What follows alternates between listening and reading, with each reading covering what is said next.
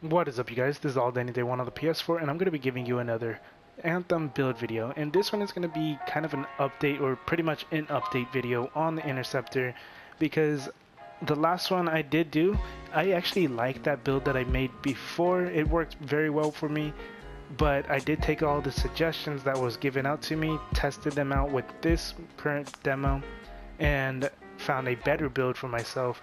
So I did test a bunch of different abilities and different weapons more thoroughly with the ones that people did suggest, like the acid one. I don't remember exactly what it's called.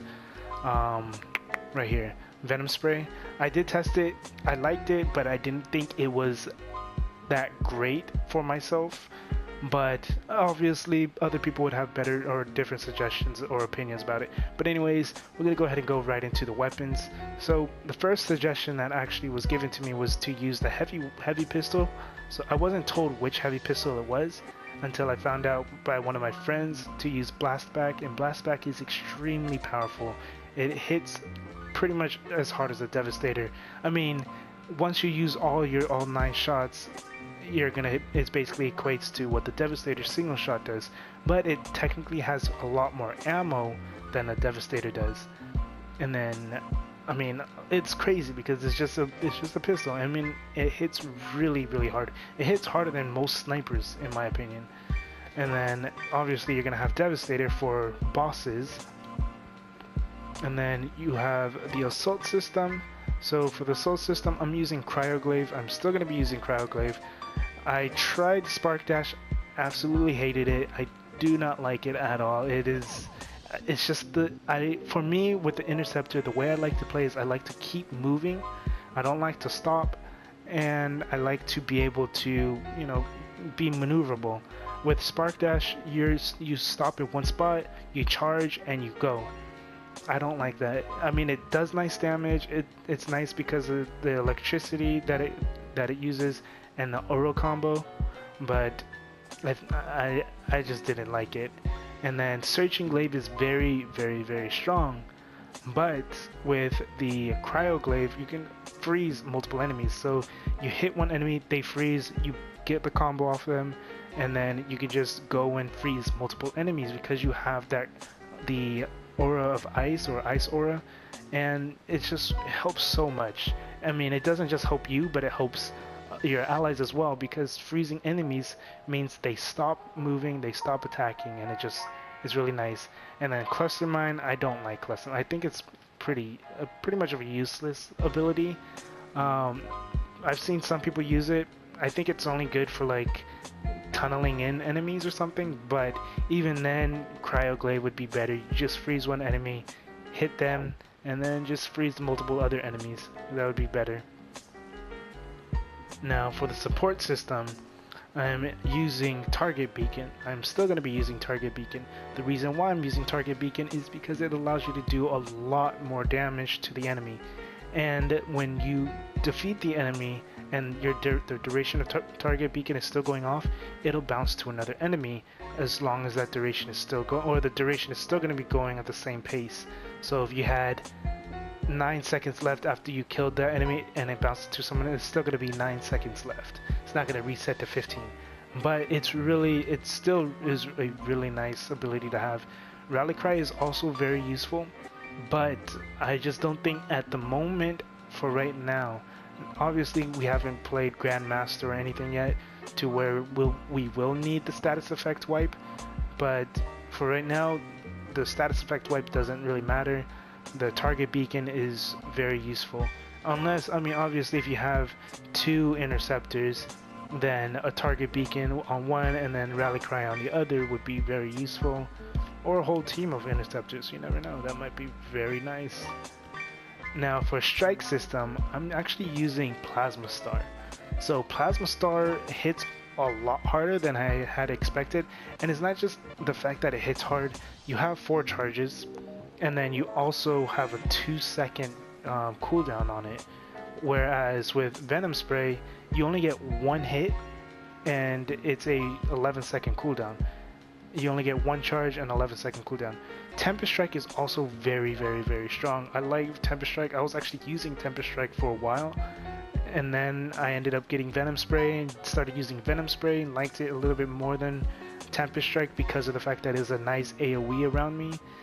But you know, I ended up reverting back to Plasma Star to test this out a little bit more and more, and just found myself doing a lot more damage, a lot more consistent damage. And also it's nice because it's ranged as well.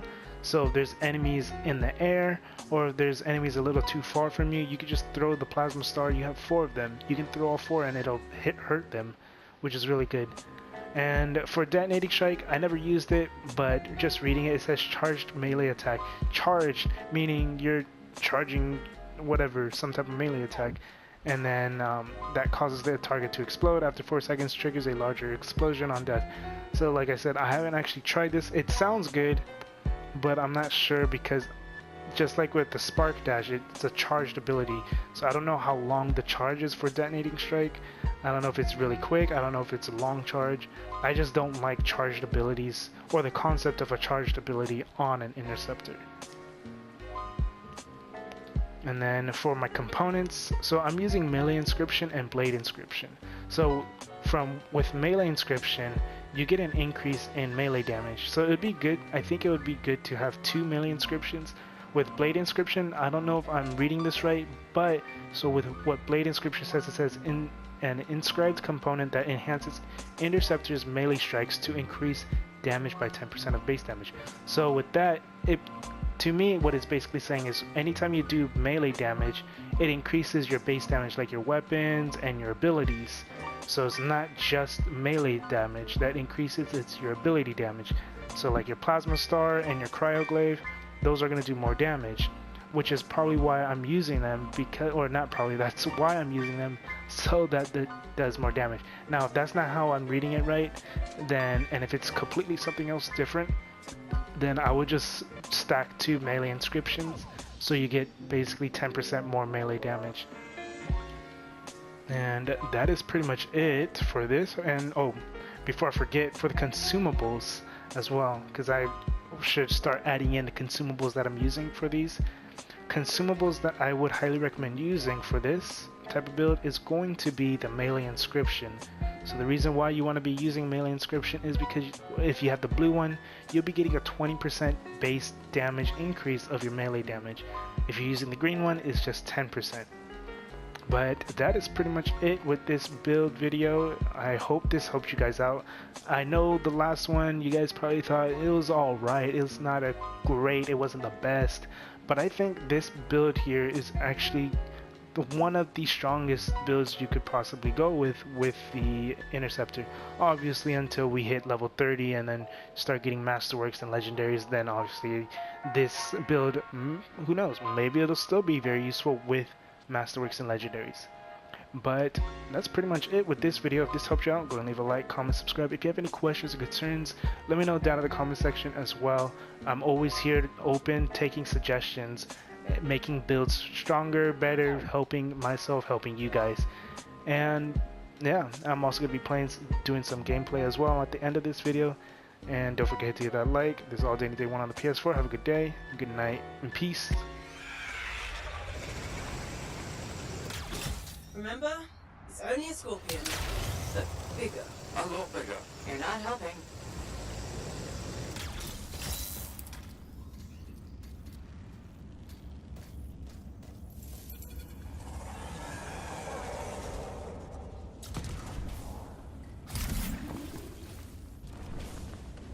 It would be unprofessional to cut the link, right? Highly. Damn it. Next time, I expect big-ass bugs to be in the mission briefing. You'd have to show up for that to help.